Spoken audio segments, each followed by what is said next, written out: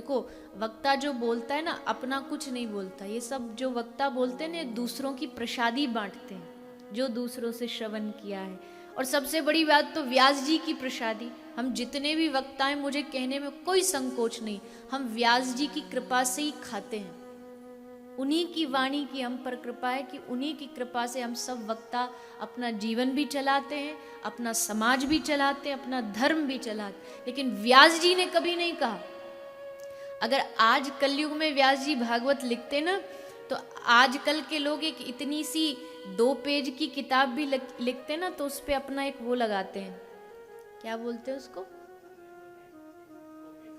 Copyright. Copyright होता है, उस पर अपना कॉपीराइट होता है।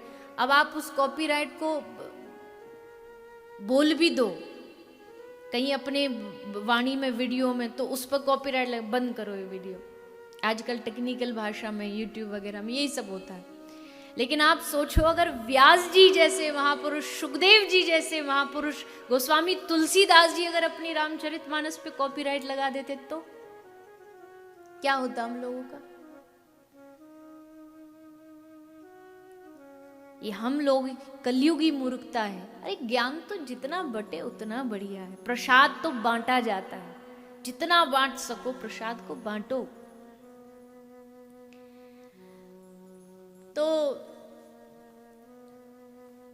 हनुमान जी महाराज जब राम जी जा रहे थे साकेत, अपने पूरी लीला का संवरण करके राम जी जाने लगे, तो जब जा रहे सबको, पूरी अयोध्या को राम जी साथ लेके जा रहे विमान में बिठा करके, तो हनुमान जी वहीं खड़े थे। राम जी ने कहा कि बेटा तू नहीं चलेगा। हनुमान ने कहा कि जाऊंगा, पर पहले प्रश्न का उत्तर दो। क्या? बोले जहां आप मुझे ले जा रहे हो, वैकुंठ, साकेत, जहां भी ले जा रहे हो, क्या वहां मुझे आपकी कथा सुनने को मिलेगी? तो राम जी चुप हो गए कि ये व्यवस्था तो केवल धरती पर ही है। स्वर्गे सत्ये च कैलाशे वैकुंठे नास्त्यम रसः अतः पिबन्तु सद्भाग्या माम माम मुंचित करहिचित। ये तो केवल धरती पर ही भगवत कथा मिलती है। तो हनुमान जी ने कहा प्रभु क्षमा कर दो, आज तक मैंने आपकी कोई आज्ञा टाली नहीं, पर आज मैं आपकी आज्ञा नहीं मान सकता, क्योंकि जहां राम कथा ना हो, जहां हरि कथा ना हो, वही हनुमान क्या करेगा। राम जी ने कहा तो फिर तू धरती पर कब तक रहेगा? हनुमान जी ने कहा जब तक आपकी कथा रहेगी तब तक ये हनुमान धरती पर रहेगा।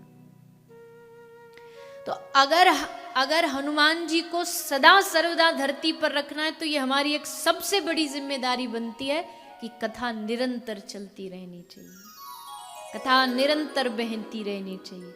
ये कथा कहीं रुकी तो हनुमान जी उसी क्षण ये पृथ्वी छोड़ के चले जाएं। इस धरती पर हनुमान हर जगह बहता रहे, उसके लिए आवश्यक है सत्संग चलता रहे। कहीं हो भगवत सत्संग, हनुमान जी पहुंच जाते।